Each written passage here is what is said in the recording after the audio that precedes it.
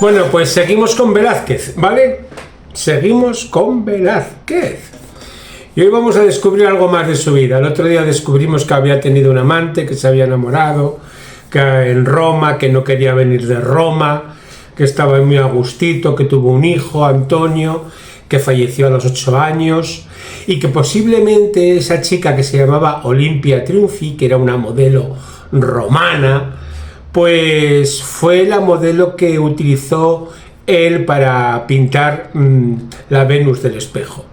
Bueno, pues hoy vamos a descubrir otro tema que quizá lo sepáis, porque bueno, de Velázquez se saben, de lo personal muy poco, se sabe muy poco, pero bueno, como es el gran pintor español, aquellos aficionados, pues lo más seguro que tendréis conocimiento.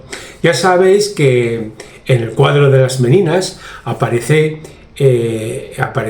con la cruz de una orden de caballería, con la cruz de Santiago. Bueno, la cruz de Santiago no era nada fácil obtenerla en el siglo XVII.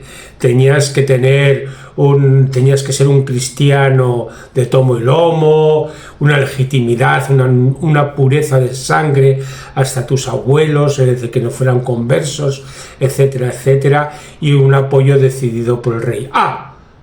Y una cosa tremendamente importante, no haber hecho nunca oficio vil. Es decir, se entendía por oficio vil aquel que cobraba por su trabajo.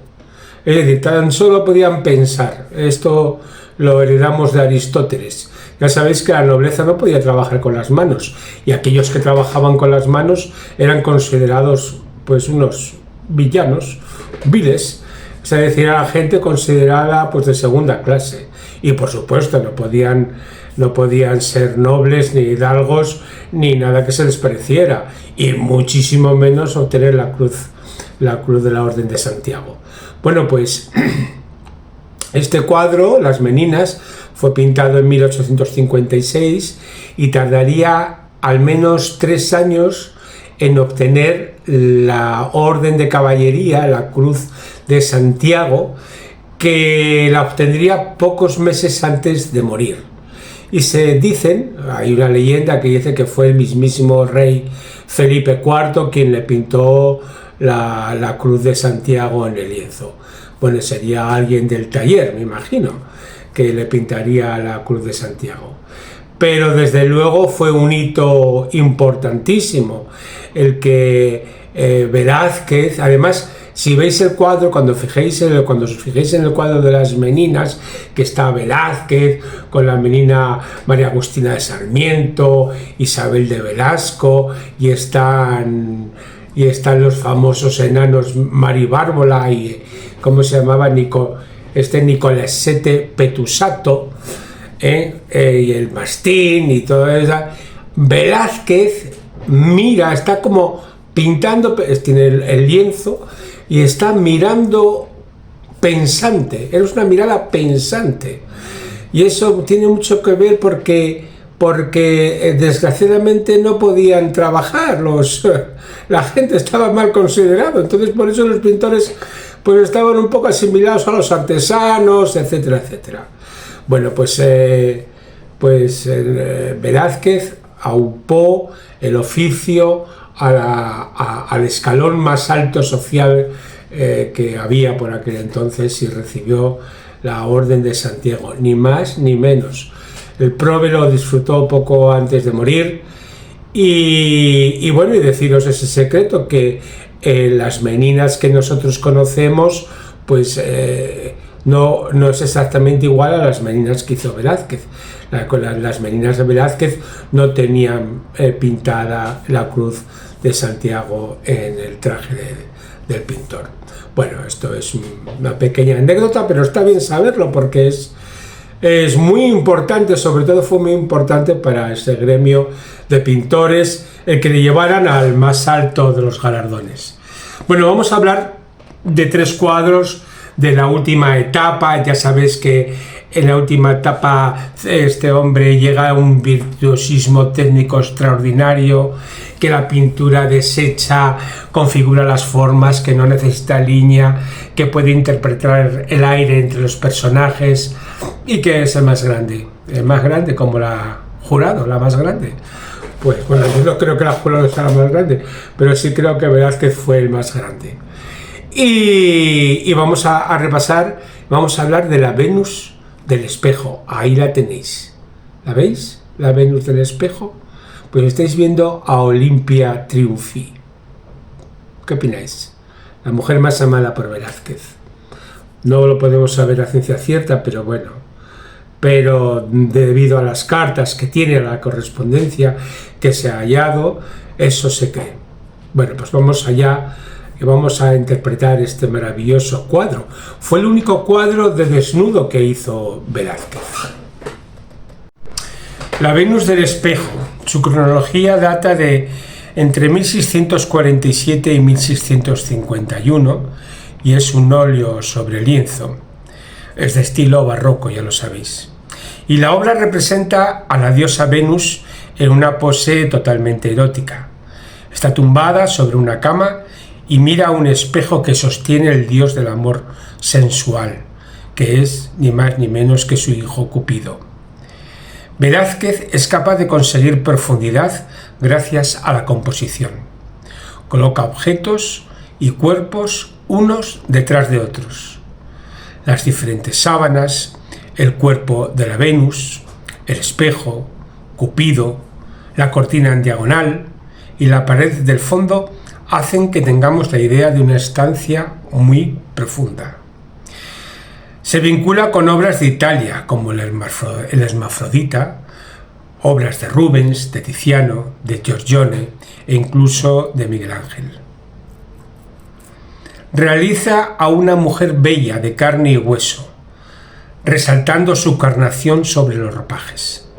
Es el único desnudo femenino, como ya os he dicho, conocido de Velázquez. Es una mujer enigmática, con el rostro en el espejo, pero muy difuminado, muy poco claro. No está idealizado, sino es algo tosco y un tanto ordinario para tratarse de una diosa. Ya os he dicho que con mucha posibilidad es la amante del pintor Olimpia Triunfi, con quien tuvo a su hijo Antonio, que moriría a los 8 añinos. Bueno, y ahora vamos a pasar... Bueno, estamos en el cuadro de las hilanderas. Es un cuadro que está realizado a finales de la época, a finales de la vida ya de Velázquez, y es un cuadro complejo de interpretar. Es un cuadro de mortales y de dioses. Está la diosa Atenea. En un primer término está disfrazada ahí con la rueca, y sabemos que está disfrazada porque Velázquez la pinta con una pierna tersa y joven y aparenta una mujer mayor. Aquí podéis ver ya lo que hemos hablado de la desfiguración, de las formas, que no necesita el contorno del dibujo, sino que el tratamiento es un tratamiento de color. Es decir, dibuja por color, no por dibujo. Y hay un elemento magistralmente representado, que es la rueca, la velocidad cinética de esa rueda, como la representa de una forma impresionante, maravillosa. De espaldas a la derecha tenemos a la pobre Aracné, que ya sabéis que en esta fábula, según Ovidio, se va a transformar en araña, la diosa Atenea. Y la va a transformar en araña, entre otras cosas, porque reta a la diosa, y retar a los dioses se ponen de muy mala leche y nos hacen cucarachas o, en fin, nos matan con la mirada. Y al fondo tenemos con el casco, que podemos distinguir a la misma diosa, a la diosa Atenea, y a Aracné, que le está enseñando que su padre había tomado a Europa. Es decir, cuando digo había fecundado a Europa. Y vemos unos tapices que nos evoca a Rubens y a Tiziano.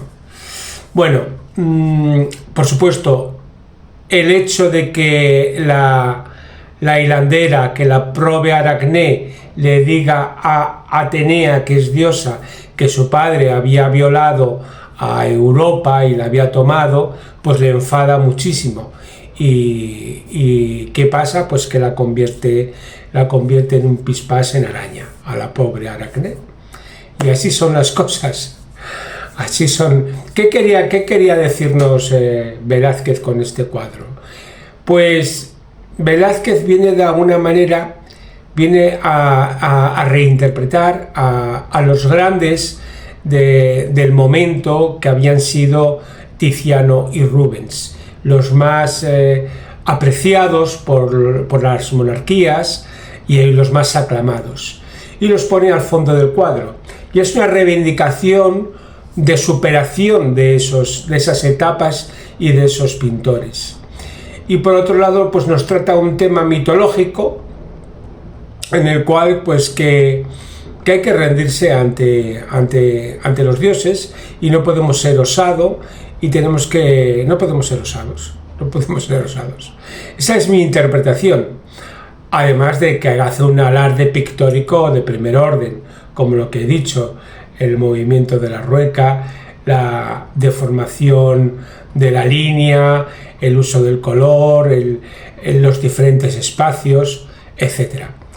Bueno, pues esta es una de las pinturas, a mí desde luego más, además con más difícil significación, porque cada uno le puede buscar un motivo diferente, y puede fijarse en multitud de miradas, de gestos, etc.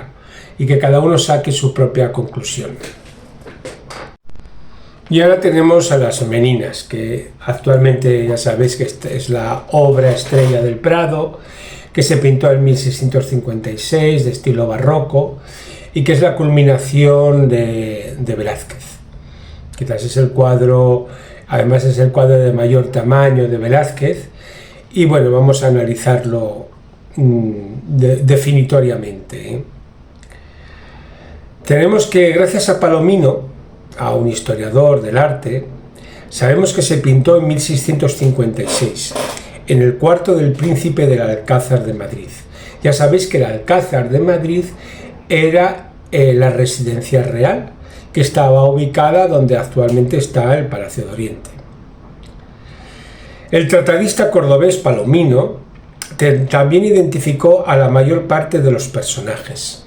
Son servidores para ciegos, que se disponen alrededor de la infanta Margarita, a la que atienden doña María Agustina Sarmiento y doña Isabel Velasco. Además de este grupo, vemos a Velázquez trabajar ante un gran lienzo. Vemos también a los enanos Mari Bárbola y Nicolasito Pertusato, a un mastín y a la dama de honor doña Marcela de Ulloa, junto a una guardadamas, y al fondo, tras la puerta, asoma José Nieto, aposentador real. El aposentador era simplemente el hombre que abría y cerraba puertas. Claro, pero había muchas puertas. En el espejo se ven reflejados los rostros de Felipe IV y Mariana de Austria, padres de la infanta y testigos de la escena. Los personajes habitan un espacio modelado no solo mediante las leyes de la perspectiva científica, sino también mediante las leyes de la perspectiva aérea, en cuya definición representa un papel importante la multiplicación de las fuentes de luz. Es un retrato de grupo realizado en un espacio concreto y protagonizado por personajes identificables que llevan a cabo acciones comprensibles. Sus valores estéticos son también evidentes. Su escenario es uno de los espacios más creíbles que nos ha dejado la pintura occidental. Su composición aúna la unidad con la variedad. Los detalles de extraordinaria belleza se reparten por toda la superficie pictórica. El pintor ha dado un paso decisivo en el camino hacia el ilusionismo. Es la cumbre de su arte donde hay espacios políticos. Es un cuadro donde nos muestra la heredera de la corte y la posibilidad de continuar la dinastía. Velázquez trabaja en el taller y abre la puerta. Los reyes entran y se muestran en el espejo. El espacio se multiplica. Todos los personajes reaccionan. Y la puerta del fondo es el punto de fuga. Bueno, pues espero que con esto os haya aclarado un poco pues la vida y obra de este genial pintor. Y cuando vayáis al Prado y veáis estos cuadros, pues tengáis una perspectiva aérea, tengáis una perspectiva de las etapas de este pintor, de las diferentes etapas. Acordaros que comenzó al estilo caravellista, chino-tenebrista, esos fondos oscuros que después, por influencia de Rubens, se fue aclarando, y por influencia de Tiziano también, pero fundamentalmente de Rubens, de su estancia en Roma. Y acordaros de la segunda estancia en Roma, donde se enamora, pero el rey que lo manda a venir.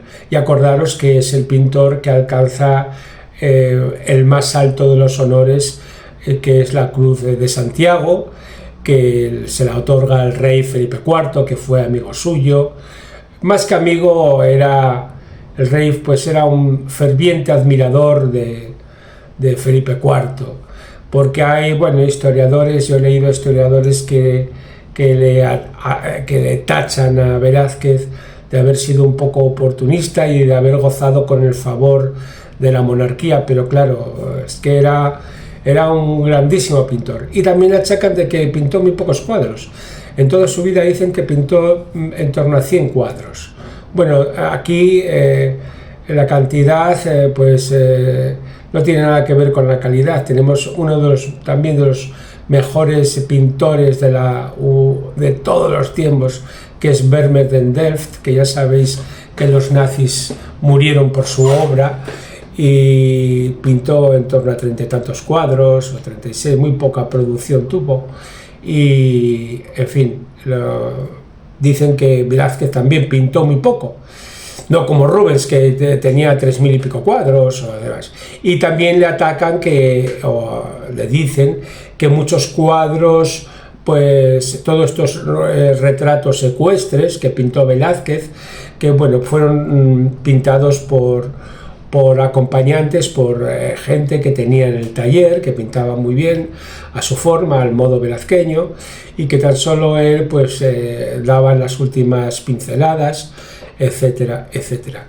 Bueno, esas son suposiciones que no se pueden contrastar con la realidad.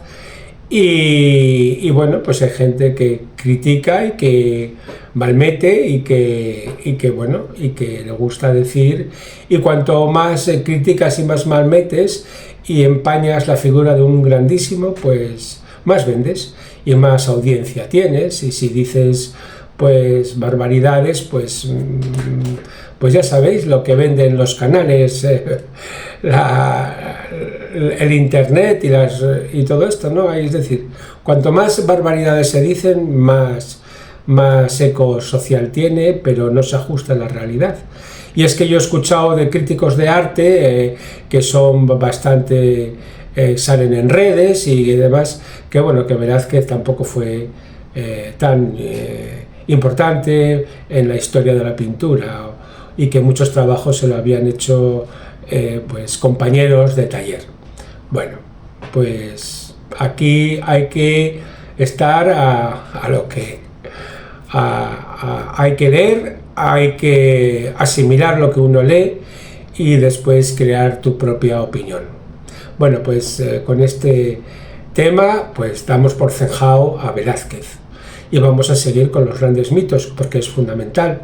Ya sabéis que, por ejemplo, cuando la fragua de Vulcano, que llegó el dios Apolo a decirle a Vulcano que su mujer Afrodita había ido con Marte y le había puesto los cuernos. ¿Qué pasa ahí? Esa composición circular tan bonita. Es decir, tenemos que saber de mitología para poder interpretar los cuadros de la historia del arte. O por ejemplo el rapto de Zeus a Europa. Europa es una vaca, pero hay que interpretar, hay que saber que Zeus es un dios muy concupiscente y bueno, y que toma pues a las damas y las transforma en vacas, en serpientes o en cabras. Bueno, cosas de la mitología que no nos entran muy bien en la cabeza, pero que era así. Hasta siempre.